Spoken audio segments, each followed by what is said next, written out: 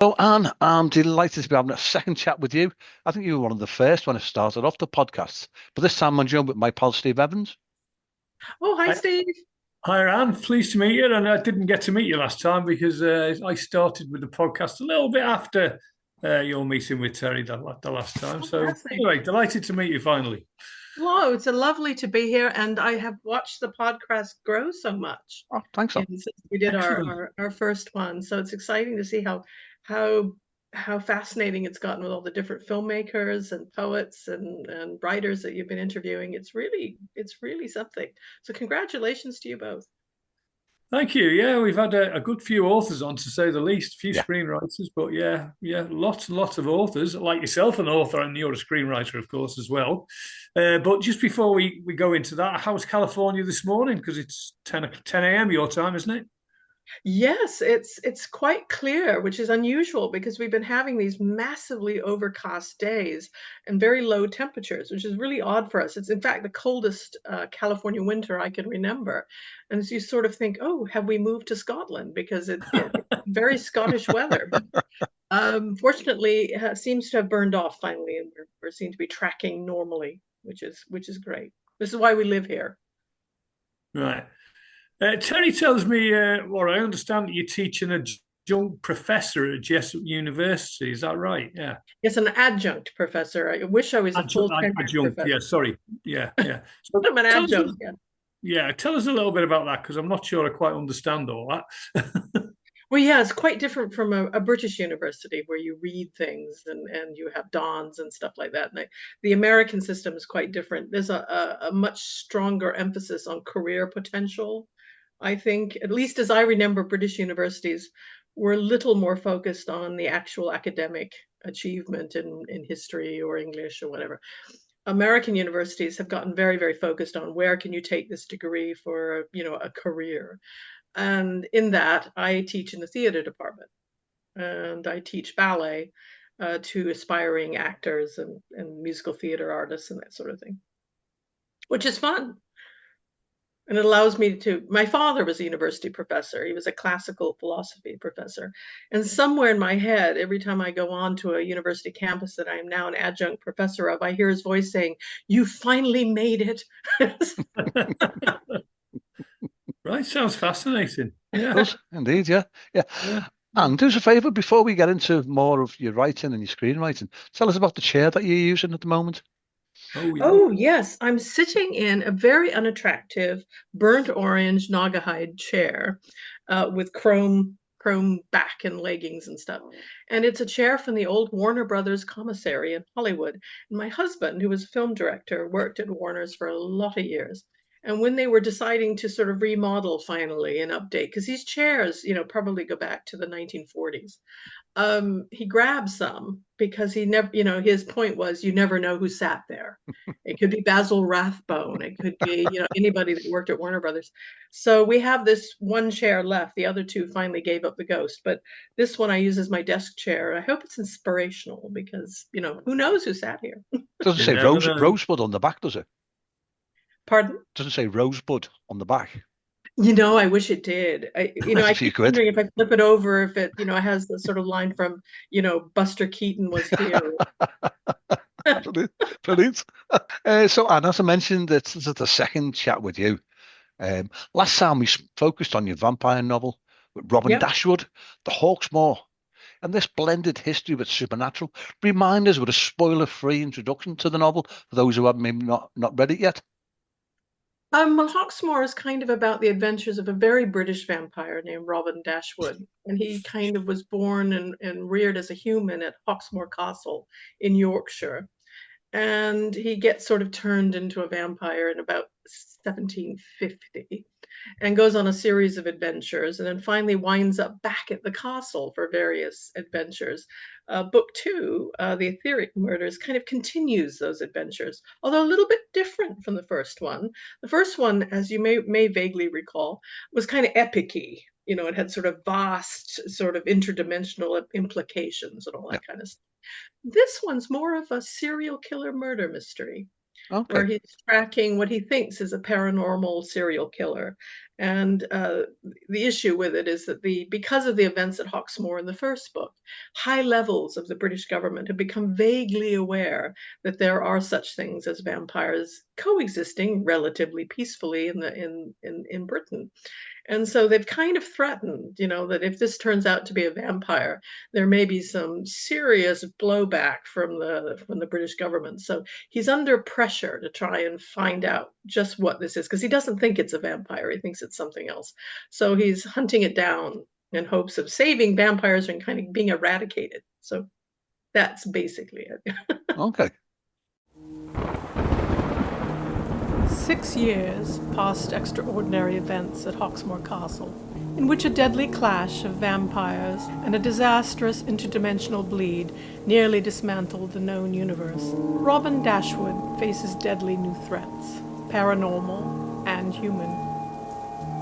The siege at Hawkesmoor alerted MI5 and MI6 to the presence of revenants, and a very fragile connection was constructed between the two races. While the British public continues to sleep unburdened by the knowledge of a hidden kingdom of vampires in their midst, the very highest levels of human government accept the concept, but with understandable wariness. Dangerous time for vampires.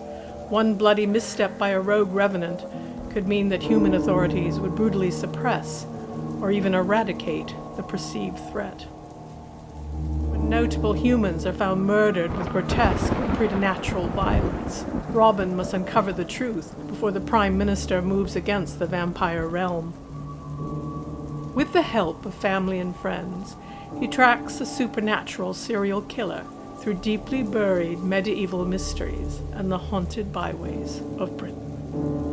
Stirrup Cup Books presents Hawkesmoor 2, The Etheric Murders. Available wherever books are sold. I believe you have visited the UK before, and I can tell by your accent. I mean, you've got the American twang, but you've also got the bit of posh British accent in it as well. You can really stands out. Really I am a perfect mid-Atlantic. My family's all British. All of the aunts, all of the uncles, all of the cousins, everybody lives in Britain. We were the lonely holdouts in the United States. I grew up kind of on the island of Anglesey, which is a Welsh Beautiful island. My family has been there since Roman times. They sort of became sheep farmers after the Roman massacre of the Druids at the Menai, Bridge. Yeah, Menai Strait, yeah. And so we kind of continued on the island, sheep farming and stuff. And then my father was a university professor and decided to teach at the University of Chicago. And so we came over to the United States, but I'm sort of a Jack Brit now. I'm kind of right in the middle. I have belong nowhere. I'm neither fully comfortable in the United States nor fully comfortable in Great Britain, but I sort of have a foot in each world, as you will. Right. Okay. So when you did the Hawkesmoor novel, did you visit the UK to get a feel for that? Because it was set in Yorkshire, isn't it? Or some of it is. So did you visit then as well, or are you going through past memories now? Or? Past memories more than anything else. I remember Yorkshire. I loved it because it was so wild and gorgeous. And I wish I had, being a poor ballet teacher, I don't get to come over as often as I would like, but I'm hoping to be over next summer. Yay. So I kind of went on past memories more than anything else, and kind of, if I needed any more information, I could call a family member. Hey, Hugh, mind heading over there and giving me the lowdown, Right, fair enough. So you said you've got some plans to come over to the UK again, maybe next year or whenever it is. So does that mean there's plans for a follow-up, or is it a standalone book, The Hawkesmoor, or is there another one in the offing somewhere or in your head? Yes, I think probably this year we're going to start Hawkesmoor 3, which will be the third in the series. Right, yeah. Which will kind of, in a weird, it's going to be very, as far as it's turning around in my head, it's going to be very odd. A very odd book, kind of a blend of the first and the second, and I don't know. It's just going to be very strange, but I'm going to start it this year anyway. Yeah, and I hope to next summer. Actually, I'm coming over. I'll probably be mostly in Oxford. My father's the father of my children, Charles Cameron, who was a very notable Oxford poet, we have his ashes. He died a couple of years ago. And my sons and I are going to come over and finally, ceremoniously, with lots of his old friends in London and so forth, dump them in the River Isis. That's where he'd like to be. So it's a little bit melancholy, but that's why we're coming that's out. Nice. Yeah. Yeah, it is nice. Yeah. Okay. No. It kind of keeps in the mood of the story, doesn't it? It does actually. It fits it well. It really does. Moving on now, Anne. You've got the two Hawkesmoor novels and you've got Palliser Park. You've connected with two different publishers, which is brilliant because so many writers we chat to, they find it almost impossible to connect with the one. Tell us how you did this, how you managed this. Brilliant. So the writing? Yeah. I was very fortunate to run into a wonderful human being, a saint who I barely talk today. It must be because it's 10 o'clock and I'm a night person. No. Is sort of a saint that walks the planet. His name is Dr. Ardain Isma, and he's this fabulous fellow that runs Village Care Publishers, which is a small boutique publishing company in Florida. And he asked me to chat on his program a number of years ago about the original Hawkesmoor. And he's been running his own publishing company, also a very successful literary magazine called CSMS Literary. And he wrote me an email saying, do you have any, because I'd done a couple of blog posts for his magazine. And he wrote me and said, have you got a bunch of blogs we could publish? Because, that would be cool. And I said, I don't have a bunch of blogs, but I do have this novel that I just finished. And it's this kind of historical mystery thing. Do you think you might want to take a look at it? And he said, yeah, throw it in. Let's take a look. And he wrote back and said the whole board wanted to publish it. So I said, yay. So then we went. So I think like everything else on this planet, nowadays, it's all connections. It's all people you've met. It's all people you've met. I think probably that lovely interview that you did with me, which I think was my first interview ever about thanks for that. Online, probably that he picked up on that and then had written. That's why we got booked to do his. So it's all a lovely connection of friends doing what they can for other friends, and I think it's super. Yeah, great story, that. It is, yeah, indeed. Yeah. So just talking about Palliser Park again, that was set in 1919 on the Essex coast. It's a bit, should we say, Downton Abbey-like? Yes. So it's a bit of a moment of social change and emotional recovery after the war. So what drew you to write about that specific year, and how did it influence the mystery at the heart of the story? That's interesting. I've always had some weird connection with World War One. I don't know what it is, but every time I see something about World War One, whether it's a documentary, a film, a play, anything that kind of is surrounded by that era, I feel kind of called to it. I feel like I've been there. I feel like I know those people. And I don't know, I mean, if you are a believer in reincarnation, maybe you could say I was in the trenches or something, because I feel this immediate tug. Or I just, for some reason, it really reaches out and touches me in some way.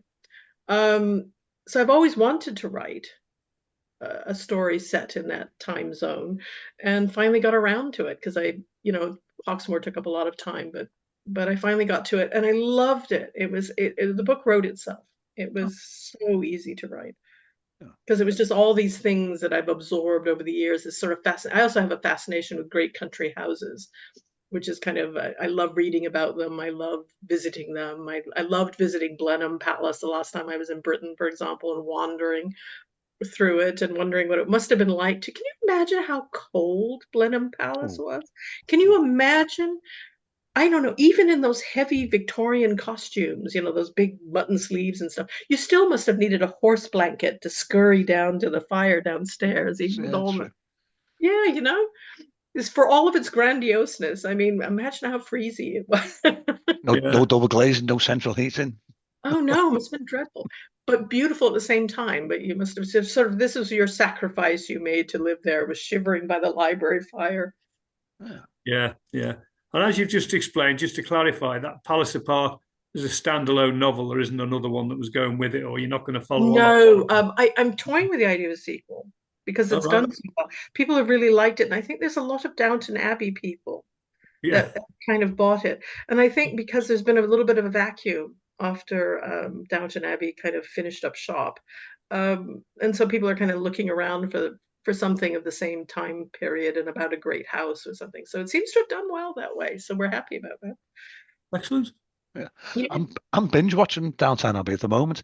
I never thought I'd sort of get to enjoy it, but I watched the first couple of episodes. And there's a film as well. There's been 2 film releases. I watched those. Really brilliant. I really enjoyed it. And I'm on the 3rd season now, and they've got there's about, I don't know, about 100 episodes on, Yeah. so they're all there. But that image on the novel, it does match that Downtown Abbey feel Yeah. and vibe about it. Yeah, very much so. I thought it was a very clever cover when they showed it to me, because as you know very well, you guys, you don't get any, when you go to a traditional publisher, you don't get any choices on the cover. They just sort of Yeah, pick one. there You you have go. to kind of lump it. But I was really happy with this one because I did think it sort of captured the spirit of the thing.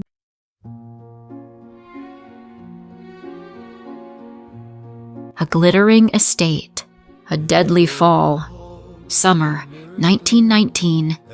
The world is trying to heal, but Palliser Park has other plans. Major Simon Fairlight and his American wife, Alice, come seeking rest by the sea. Instead, a young maid plunges from the rooftop, and the whispers begin. Behind every gracious smile, a secret. Behind every door, a danger. Glamour hides the rot, and at Palliser Park, every secret has a price. Palliser Park, a historical mystery by Anne Merino, releasing December 12th.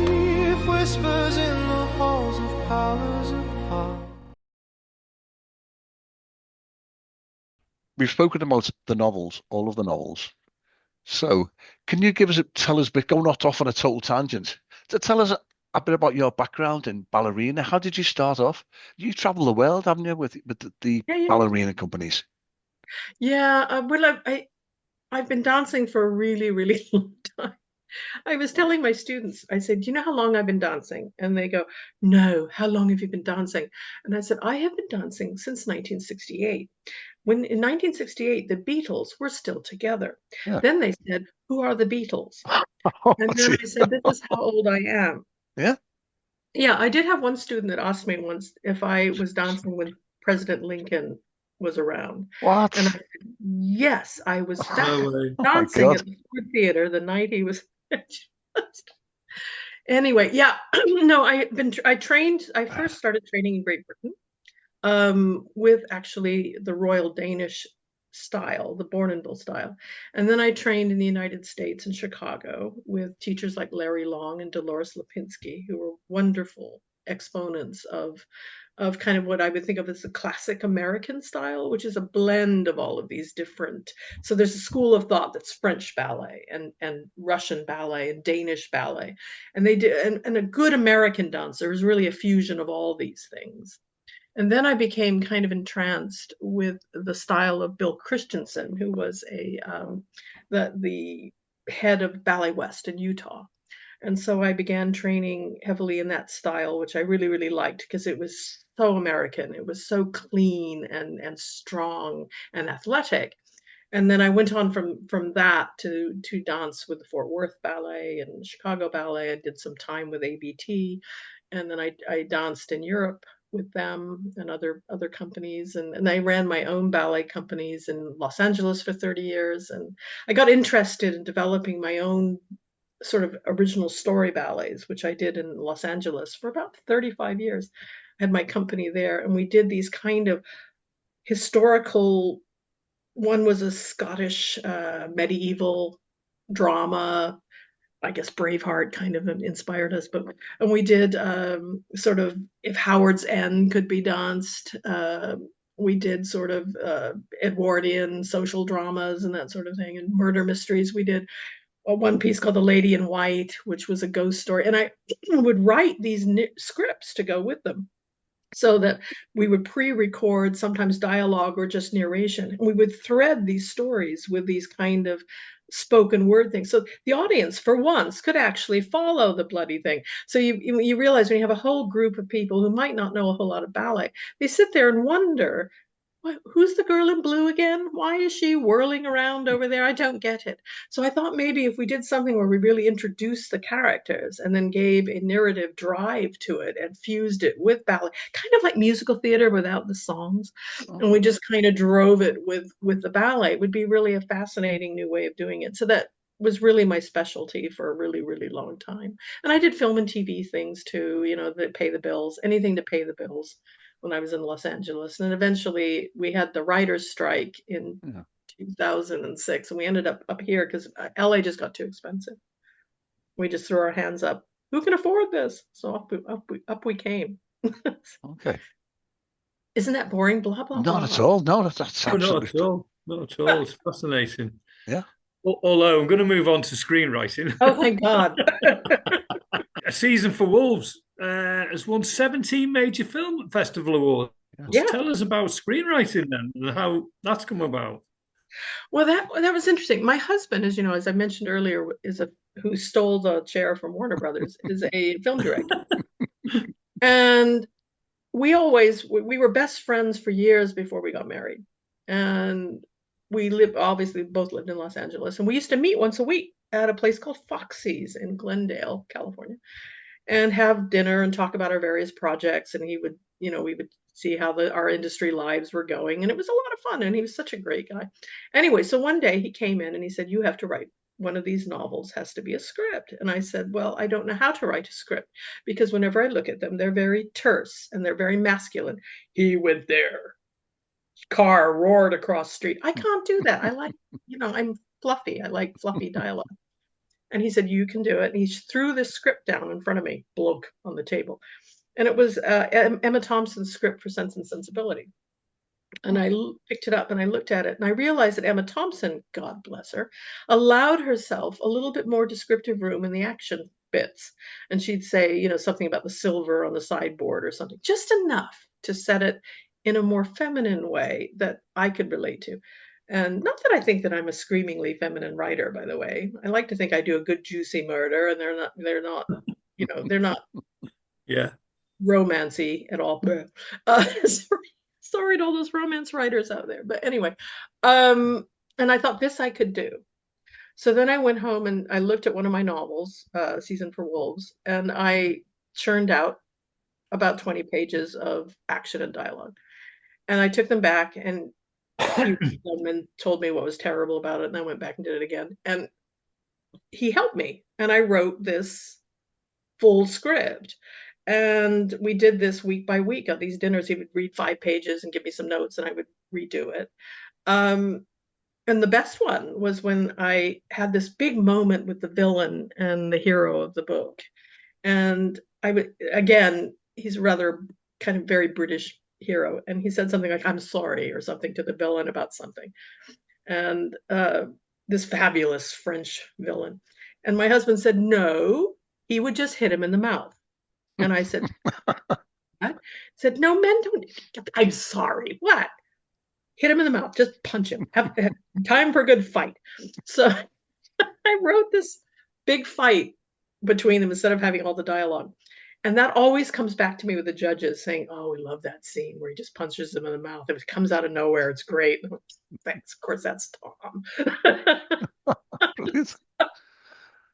But my proudest moment with that screenplay and the festivals was that it won 2nd place at the Paris Film Festival. Brilliant. Yeah, I saw that. Why I think that's so great is because it went to a bunch of French judges. And I thought for sure they would look at this mid-Atlantic Anglo-American script and go, and she thinks she knows about French history. And the fact that they let it squeak by, I thought was really brilliant. So I was really pleased about that one. Where can we find out more about that? Where can we get to see? Oh, the screenplay? Yeah. Well, I can send it to you if you'd like to read it. I would to, yeah, I'd love to. It's been sitting at the English Film Board, floating around forever. Yeah. As it will, because it's a big, expensive period piece. So I don't know. It's a good spec script, as you know. Yeah. I think it's on the blacklist. Black. Is it? Well, is it called? it's on this kind of, the film board kind of takes it in and hopefully shepherds it to a director that might be interested. And there have been a lot of directors that have been interested in it, actually. I've taken some nights, I've dined out on it a few times, but in the end, it comes down to, oh my God, it's expensive. And so I think, as I say, it's a good calling card script. It says I can write, but I don't know if it'll ever get made. Well, fingers crossed. Do you think, though, with AI that would in the past would have been a massively over-expensive, far too expensive project? Now with AI, it can become possible within budget. Yeah. I know you could shoot like thousands of people. Like you'd have the French Revolution scene in Paris, have thousands of people that aren't really there stuffed in. Yeah. Okay. Yeah, it's kind of both wonderful and very spooky, I think. That sounds great. Yeah. And I'm just aware of the time. It looks like we're running the last couple of minutes. So final question from me. Us. This is just flown Always by. Us. It's flown by. Yeah. You've got your writing routine and the work teaching. How do you find time to, to sort of, for yourself, to just unwind and do nothing? Do you have a private retreat, your own little private room? You can go to your woman's cave. You can go and relax in. I wish they find me. Mom! Or the famous, where did that go? Oh, it's in the cupboard. No, not really. I don't know. I just collapse at certain points. I just go, I'm putting my feet up with a cup of tea. And as my mother would say, God bless her, I miss her so, but I'm having a nice piece of fruit and a cup of tea. And then you're going to leave me alone for about 15 minutes. And that usually happens. Okay. So you don't have a separate office where you go and write then as well? I do. I'm sitting in it, actually. It's sort of quasi guest room, storage room, and I have a little desk shoved in the corner where, here is where you can sit on that uncomfortable Warner Brothers chair and knock something out. Yeah, we have people who have purpose-built offices at the bottom of a garden, all sorts. Wow, yeah. To write it. Yeah, so I just wondered. But I have got a final question. But before I ask that one, there is something else I want to ask you first. Have you considered writing screenplays for your novels at all? Yeah. Sorry? Have you considered writing screenplays for your 3 novels? I always consider writing screenplays for my 3 novels. Yes, I probably will at some point. I do have another screenplay, Spider Hall, which is based on another novel. Spider Hall will be out in September, just in time for the Halloween series. It's a modern ghost story, sort of a haunted English estate. And that one I already have a screenplay for, so I already did that one. So, and that one's done well in the festivals as well. But yeah, I probably will if I can find the time. For me, it's just a time thing. I'm doing so many ballets at the moment as well. Okay, fair enough. Yeah. Final question from me then. Any advice for an aspiring writer? Someone who's got a story itching to get out of their head, put it on paper. What would you give? What's the advice that you'd give them? Probably the same advice. I think we talked about this, Terry, the first time. We did. All right. Okay. But no. It's a great question, and I think I'll answer it the same way. Don't listen to anybody. Don't read stupid books by known authors who tell you that you're not a writer unless you write 4 hours a day and do all this rubbish. Just get it down whenever you can. Write on Sunday afternoons if you want to. Doesn't matter. Get it down and just get started. That is all you can do. And it'll take it, you'll figure it out. But don't take any stupid advice. Fair enough. Brilliant. Sounds like a plan. It does indeed, yeah. And as I mentioned, time has just absolutely flown by. But it's been an absolute pleasure chatting with you again. Oh, it's always such a giggle. I always feel like we could do this for hours. Oh, we could. Could we do another one? Yeah. Not leave such a gap as last time. Maybe, speak maybe September, with the new novel comes out. Fabulous. Love to do it. Yeah. Brilliant. I shall make a note. It's been 4 years, Terry, since you last spoke. I know. Steve, I have a question for you, though, before we go. Are you, in fact, Welsh with that name Evans? Well, I have Welsh ancestry or Welsh in the blood, but I was actually born in England. But I've got Welsh in me, yes, definitely. You won't hold it against you. Yeah. There was they were all fishermen who fished off the Welsh coast and off Anglesey and around that area. So yeah, we're probably related in some way. I wouldn't probably. doubt it at all. There you go. You're a distant cousin. You never know. You never know. It's a small world. It is, yeah. On that note, I've got to say, thanks, Anna, and let's keep in touch, please. Yes, Stu. Thank you so much, both of you. It's been such fun. I haven't laughed this much in a long time. Thank you. Oh, thanks, Anne. That's great. We really enjoyed it. Thank you. Thanks, Anne. Bye-bye. Bye now. Thanks.